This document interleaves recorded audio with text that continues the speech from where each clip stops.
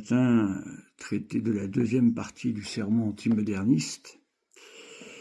Je voudrais répondre à ceux qui m'attaquent sur le TUC, en particulier Monseigneur TUC.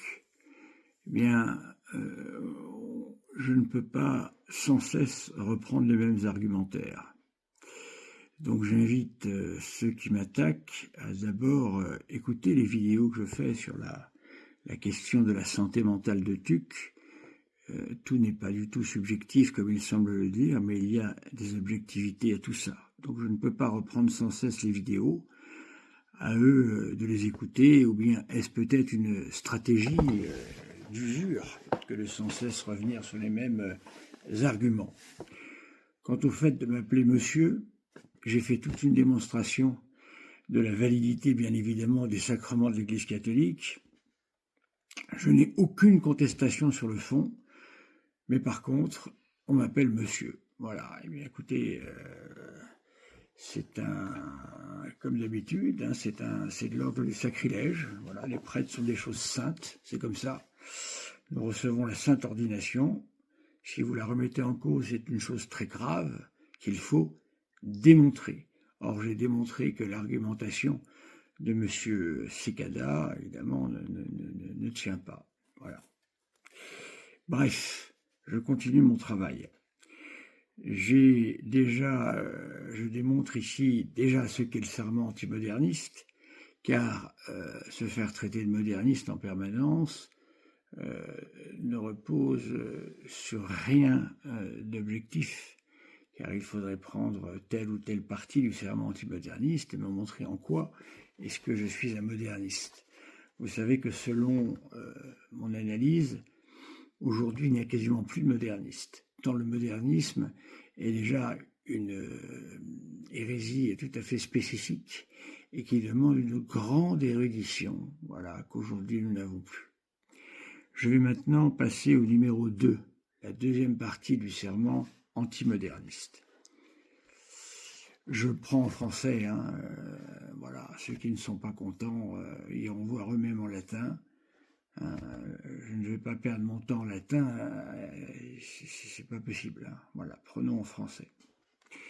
J'admets et je reconnais les preuves externes de la révélation, c'est-à-dire les faits divins, parmi lesquels en premier lieu les miracles et les prophéties, comme des signes très certains de l'origine divine de la religion chrétienne, et ces mêmes preuves, je les tiens pour éminemment proportionnées à l'intelligence de tous les temps et de tous les hommes, même du temps présent. Ici, le serment antimoderniste s'attaque aux auteurs protestants, libéraux et par la suite modernistes qui ont attaqué en particulier la question de la Sainte Écriture. Nous pouvons penser ici à M. Bultmann, voilà. Nous pouvons penser à M. ici von Harnack, qui lui aussi a attaqué de plein fouet la Sainte Écriture. Nous pouvons penser à Loisy, bien évidemment, les trois noms qui ressortent et qui ici, même si les noms ne sont pas donnés, c'est à eux que l'on s'attaque. Tout d'abord, on parle de preuves externes de la révélation. Il y a les preuves internes de la révélation, c'est-à-dire le texte lui-même, voilà, le texte dans sa globalité, ou bien dans des points particuliers qui nous permettraient de dire que ici ou là, eh bien, il y aurait des ajouts de la communauté primitive, dixit M. Bultmann, et ce genre de choses. Ici, il est question justement des preuves externes, de la critique externe de la révélation. Les preuves externes de la révélation, ce sont les événements qui se sont produits selon des témoins tout à fait qualifiés, tout à fait honnêtes et tout à fait indiscutables. Ces témoins, ce ne sont autres que les évangélistes et des auteurs divers et variés qui viennent attester la véracité, en particulier des miracles et des prophéties. faut-il rappeler ici que ce sont des points d'apologétique très importants. Les miracles. Notre Seigneur a opéré ces miracles de manière publique. Tout le monde pouvait voir. Notre Seigneur a produit ces miracles devant une foule constituée de gens divers et épars. Parmi ceux-là, soit directement les pharisiens, grands ennemis de notre Seigneur, soit leurs émissaires, qui étaient présents et qui suivaient notre Seigneur en toute occasion. Il y avait également, très certainement, des représentants de l'autorité locale, car un thaumaturge est toujours un problème pour une autorité, remettant en cause un certain nombre de choses concernant l'ordre public. Voilà. Donc notre Seigneur a fait ces miracles, les a produits devant tout le monde. Il y en a à peu près une centaine pris dans l'Évangile, à savoir qu'il y en a eu évidemment beaucoup plus. Tous ces miracles sont incontestables. Lorsque l'on guérit un aveugle-né, on ne peut pas faire des trucages. Pourquoi? Eh bien parce qu'un aveugle-né est connu de sa famille. On sait qu'il est né comme ça. Vous imaginez bien que l'on ne peut pas faire semblant pendant 30 ans d'être aveugle. Cela n'est pas possible. Et notre Seigneur, avec une simplicité de moyens extrême qui montre ici sa divinité, a produit des miracles sur des maladies, a produit des miracles sur des possessions, a produit des miracles sur les diverses éléments météorologiques, par exemple les tempêtes. Il a arrêté la tempête simplement par sa voix, voilà, et plein d'autres miracles de multiplication des pains, absolument incontestables, et les miracles étaient flagrants. Voilà. Donc ici, évidemment, l'Église et Saint Pie X en particulier nous demandent de reconnaître la pleine validité, la pleine authentification des miracles que notre Seigneur a produits. Voilà, bien sûr, je n'ai aucun doute là-dessus, vous l'imaginez, et donc, bien sûr que je n'ai aucun problème à faire ce serment antimoderniste dans sa deuxième partie. Ensuite, les prophéties. Une des prophéties qui a été le plus attaquée fut la prophétie du temple. Notre Seigneur, devant le temple, aux environs de l'an 30, eh bien, affirmait que celui-ci serait détruit et qu'en 3 jours, il le relèverait. Élément capital chez les Juifs, car pour les Juifs, Salomon, enfin David plutôt, avait le projet déjà de faire un temple. Dieu, par la voix du prophète Nathan, eh bien, lui a fait dire que c'était Salomon qui construirait ce temple, son fils, ce que Salomon a bien évidemment fait, et la prophétie a été de Nathan de dire que ce temple, eh bien, existerait pour toujours. Évidemment, là, c'est voyez-vous, de la même façon que les hérétiques, c'est les vacantistes, se trompent en commentant les paroles de pape, en augmentant des propos qu'il ne faut surtout pas prendre à la lettre, eh bien, ils font la même erreur ici. Ce que je veux dire, c'est que le pour toujours a une signification particulière. Le pour toujours veut dire que nous sommes dans l'attente du Messie et le temple attend l'arrivée du Messie. Le culte sera rendu par le Messie lui-même. Ainsi, lorsque le temple sera détruit, c'est que le Messie sera parmi nous. Voilà. Et quand Jésus fait sa prophétie, il dit en l'an 30 à peu près qu'en 70, eh bien, il ne donne pas de datation, mais nous le savons, en 70, le temple sera totalement détruit, il n'en restera rien, pas pierre sur pierre, et notre Seigneur aura déjà vécu, eh bien, sa passion rédemptrice, et il sera ressuscité, ce qui était attendu déjà par les prophéties que les grands prêtres possédaient. Le Messie ressusciterait au bout de 3 jours. Il le savait. C'est pour cette raison qu'ils ont fait mettre une garde attentive devant le tombeau du Christ, pour que celui-ci ne ressuscite à point. Mais vous imaginez que cette naïveté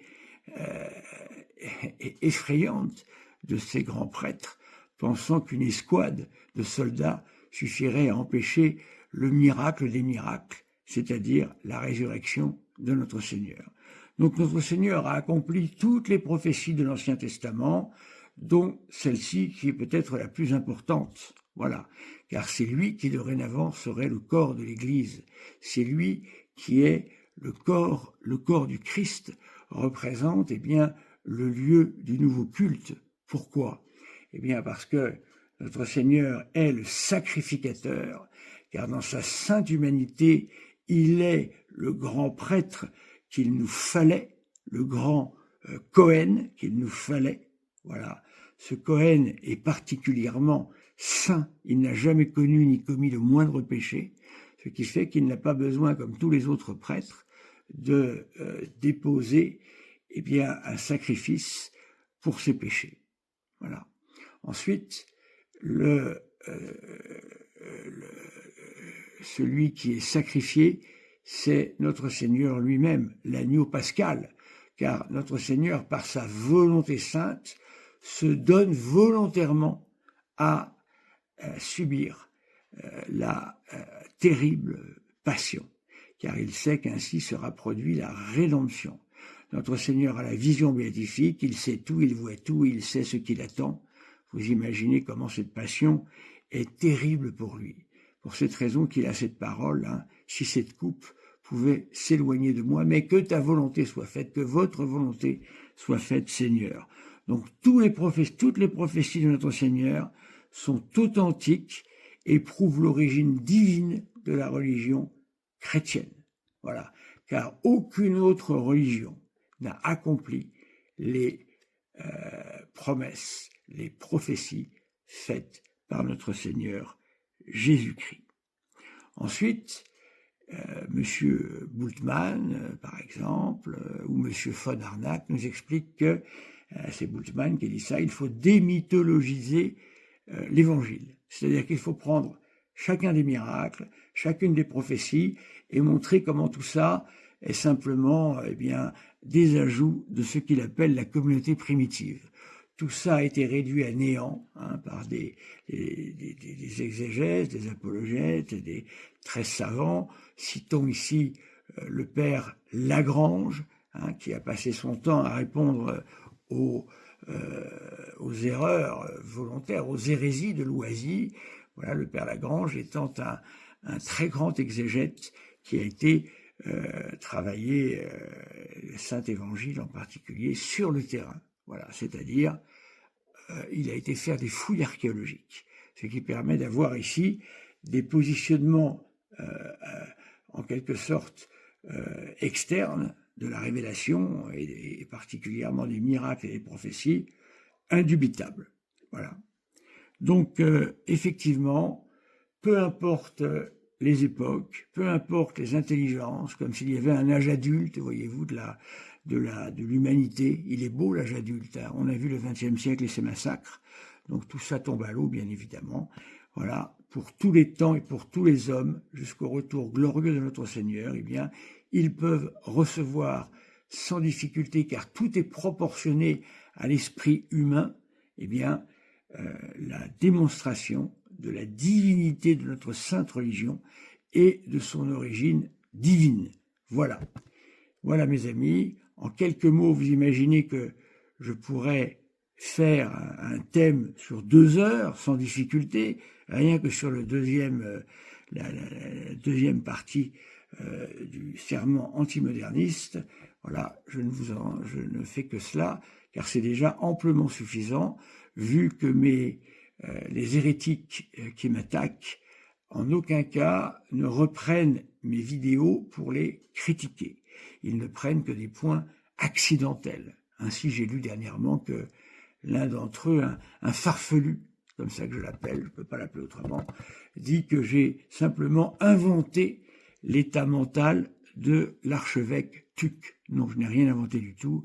je n'ai rien supputé non plus, j'ai pris des témoins solides que vous devriez reconnaître, Abbé Segada en particulier, et le révérend père Barbara, voilà, et d'autres encore, hein, qui ont bien sûr, ils ont connu, eh bien, Tuc, et ils en ont démontré, eh bien, la perte, malheureusement, hein, de la raison lorsqu'il a donné les sacrements. Voilà, il a été utilisé. Monseigneur Tuc a été utilisé. J'aurai l'occasion de revenir là-dessus. J'ai des pièces absolument terribles, hein, contre cette secte qui vous ment, cette secte des célévacantistes. J'ai des documents que je ne peux pas produire pour le moment, pour des raisons dont je n'évoquerai pas le fait ici, mais viendra un moment où je les produirai. Et là, vous en verrez toute la véracité. Merci mes amis, que Dieu vous bénisse.